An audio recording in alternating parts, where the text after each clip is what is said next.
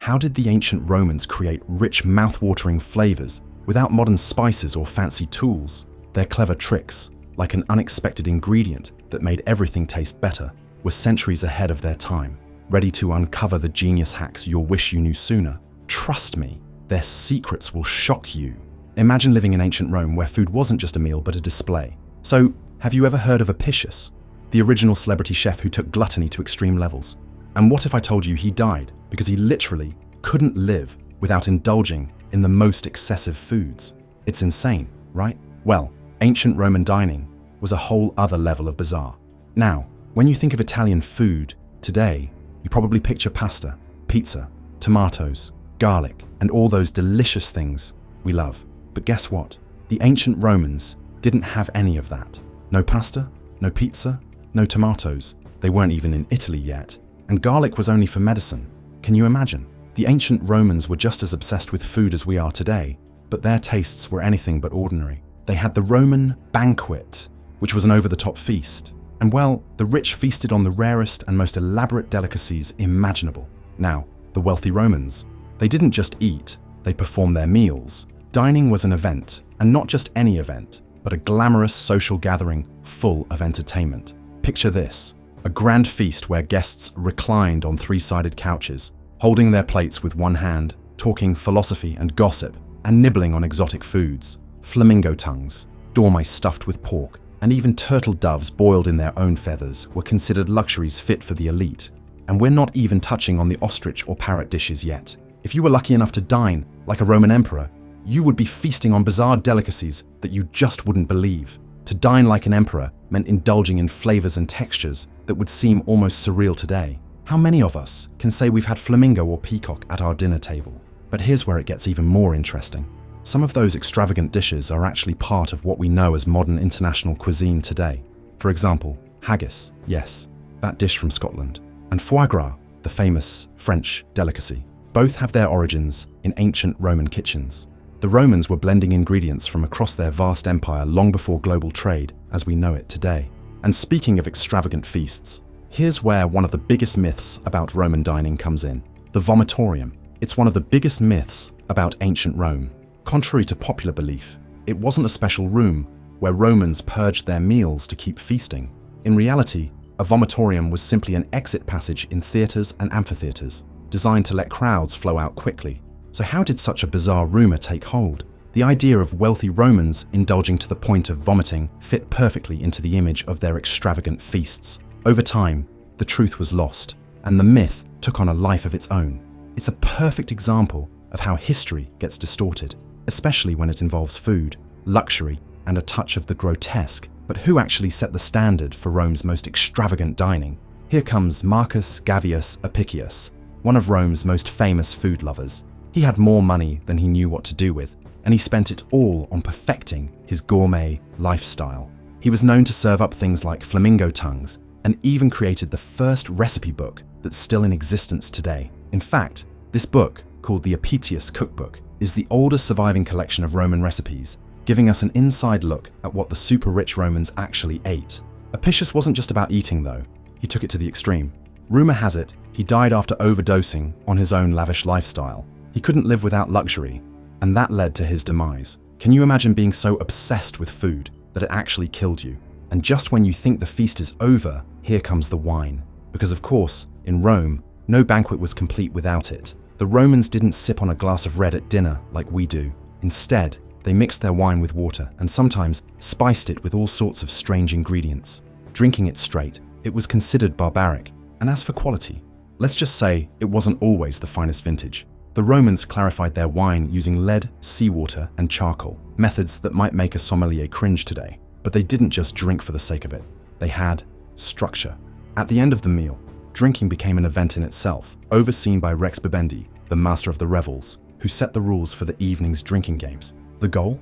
To get just tipsy enough to enjoy the night, without going overboard. But the thing is, why did the Romans love food so much? Well, for the rich, it was all about status. Food was a way to show off, to demonstrate wealth, power, and taste. From snow-flavored ices to exotic meats and endless amounts of wine, dining was an experience, a performance, and a social event all rolled into one. And you know what? Even today, Some of the food trends we love, like tapenade, quiche, and luxurious seafood, have roots in ancient Roman cuisine. What's even crazier is that the Romans were just as obsessed with the culinary arts as we are today, even if their menus looked a bit more out there.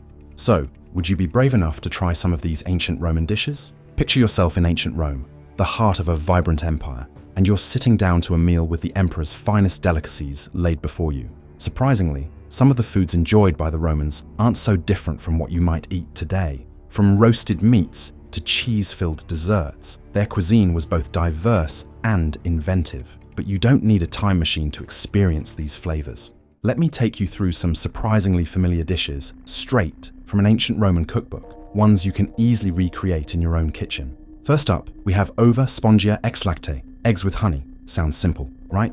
But the Romans knew how to elevate even the most basic ingredients. Essentially, it's an omelette, but here's where it gets interesting. Once it's cooked, you drizzle warm honey over the top and fold it all together, creating a rich, savory sweet explosion of flavor. If that sounds unusual, think about how many of us enjoy sweet and salty combinations today. Bacon with pancakes, honey on fried chicken, or even salted caramel. The Romans were just ahead of their time, blending flavors in ways we still love centuries later. Next up, or rather, a modern twist, marinated chicken drumsticks. Wait, dormouse? Yes, the Romans considered it a delicacy, but let's be real. It's not exactly something we'd serve at a dinner party today. Instead, we can take inspiration from their flavors and apply them to something a bit more familiar. By marinating chicken drumsticks the Roman way, with cumin, caraway, paprika, honey, and bay leaves, you get a smoky, slightly sweet kick that brings ancient flavors to life. Honestly, doesn't this sound like something you could throw on the grill at your next barbecue? Now, if you're thinking of thinness, tuna. Think of it as an ancient Roman fish fillet, but with a twist. The Romans loved their fish and paired it with all kinds of flavorful sauces. You mix pepper, lovage, a bit like celery, mint, and shallots into a vinaigrette that gets brushed onto the tuna while grilling it. It's not too far off from today's tuna steaks dressed in olive oil, lemon, and herbs, don't you think? Plus, the mint and olives give it a refreshing Mediterranean touch, almost like an upscale tuna dish you'd find in a fancy restaurant today. And who doesn't love a good burger? Enter Iciscia aumentata, the ancient Roman version of a hamburger. But don't picture a fast food classic. This was a more refined take on the concept. The Romans mixed minced meat with soaked bread, pine nuts, and peppercorns, shaping them into small patties, wrapping them in foil, and baking them to perfection. Now, here's where it gets fun. Imagine telling your friends you're making ancient Roman burgers. Sure, there's no sesame seed bun, but at its core, it's still a seasoned beef patty packed with bold flavors. Ever had globuli, sweet fried curd cheese? Think of this as an ancient Roman version of fried cheese, rolled in honey. Sounds like a combination of modern ricotta fritters and churros, doesn't it? You mix curd cheese with semolina, fry it in olive oil, and drizzle it with honey. It's crispy, creamy, and sweet, just like the dessert we all crave today. Except the Romans were already doing it way 2,000 years ago. And lastly, we have libum, ancient Roman cheesecake. Wait, cheesecake? Yes, you read that right. This is not your modern, creamy New York cheesecake with a thick crust. This version is made with curd cheese, flour, and honey, baked on a hot stone. It's an early version of the cheesecake, and while it might be simpler than what you're used to today, it's surprisingly similar. It's a lighter, fluffier cheesecake without all the bells and whistles, just pure, sweet cheese goodness. Now, why are these recipes so shocking yet familiar? Well, it's because even though we've evolved with our food over the centuries, the basics are still there. We still crave the combination of sweet and savory, the enjoyment of grilled meats with flavorful marinades, and the joy of a rich, cheesy dessert. The Romans were basically food pioneers, mixing ingredients in ways we still use today. So next time you're in the kitchen, you might just be channeling your inner Roman without even realizing it. Have you ever tried any of these dishes before? Or are you tempted to give them a try now? Let me know in the comments. But wait, what about the poor plebeians? Their meals were far humbler. They ate bread, veggies, and some cheese. And if they were lucky, they might get a bit of meat. They had to buy their food at popinae, kind of like ancient fast food joints. The wealthy, however, dined in the triclinium, a lavish dining room where the richest Romans lay down on couches, indulged in 3-course meals, and enjoyed entertainment like music, poetry, and even acrobatics. Fast food wasn't a modern invention. The ancient Romans had their own version long before drive-thrus and takeout apps existed. Enter the Thermopolium, a bustling street-side eatery where people could grab a quick meal on the go. But this wasn't the Roman equivalent of McDonald's.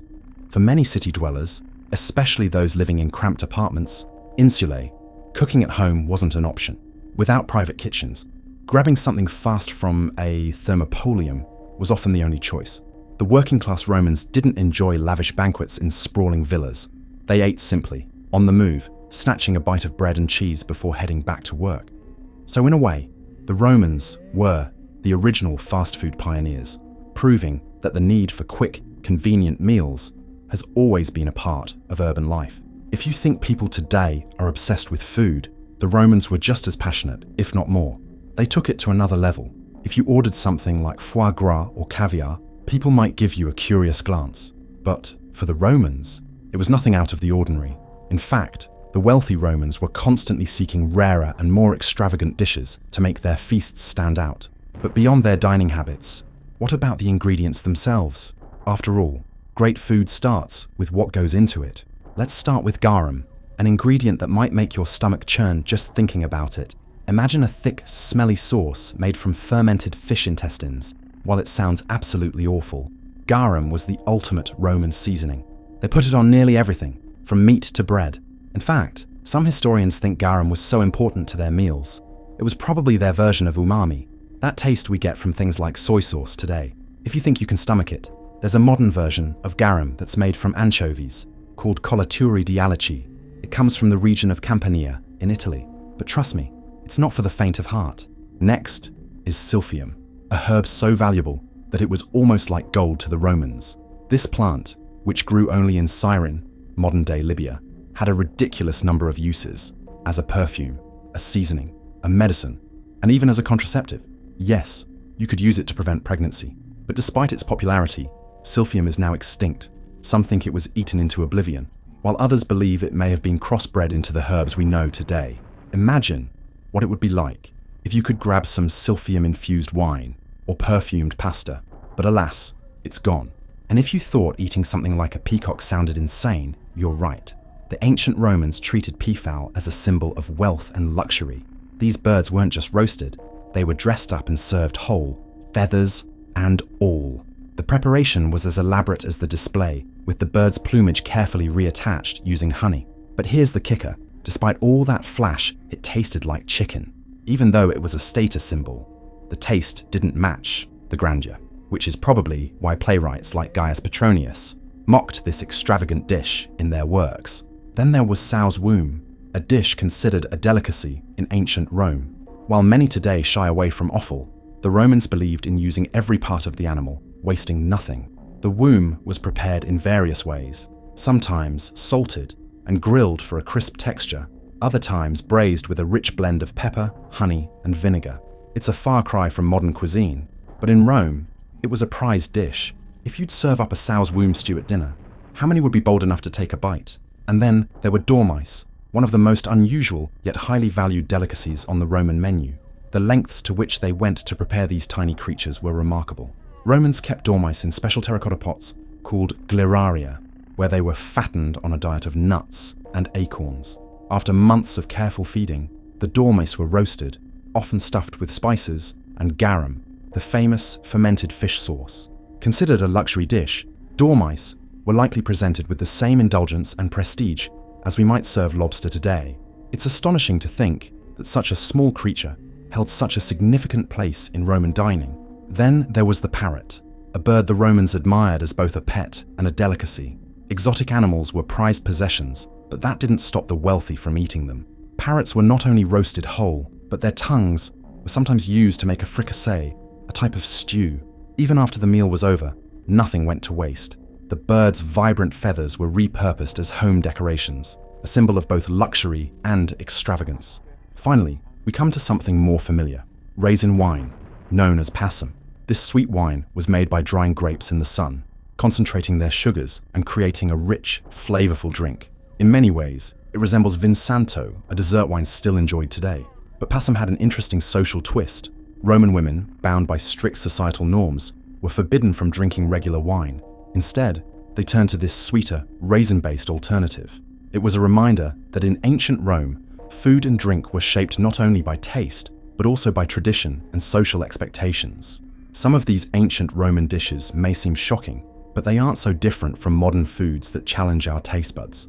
Take fermented foods, for example. Ingredients like kimchi or fish sauce are staples in many Asian cuisines, yet, to those unfamiliar with them, their strong flavors and aromas can be overwhelming. The Romans had a similar relationship with garum, their beloved fermented fish sauce, which was used in almost everything. Then there's the idea of food as a status symbol. While peacock may no longer appear on our plates, luxury dining is still very much alive. Today, ingredients like caviar, truffles, and even gold-flaked desserts serve the same purpose, elevating a meal into a display of wealth and exclusivity. Ancient Roman cuisine may have included some unexpected ingredients, but at its core, their dining culture was not so different from ours. They valued bold flavors, rich textures, and extravagant presentations, just as we do today. It's fascinating to think how much has changed, yet how much remains the same when it comes to the way we eat.